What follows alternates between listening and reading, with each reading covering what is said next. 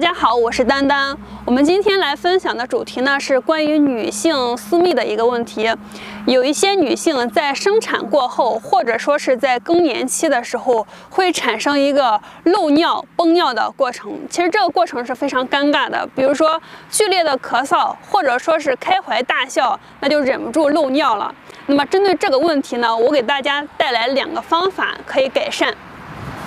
首先，第一个方法，找一块平面，然后呢，双手向上举之后坐下。坐下的时候，大腿往后，让我们的臀部坐于我们的脚后跟。好，这个动作。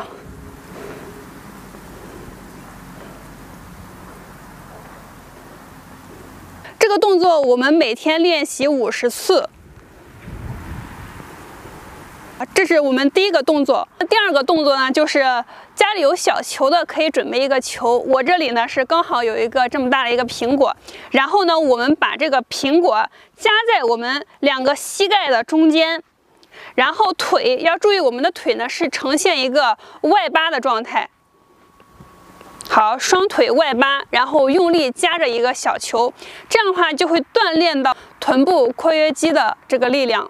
我们第一个动作呢是初级的，第2个动作呢就相当于是一个进阶版。第2个动作呢，它的发力感是比较强的，所以我们每天可以练习10分钟、20分钟、30分钟，经常这样子锻炼下来呢，对于我们女士漏尿、崩尿的情况呢，就可以改善很多。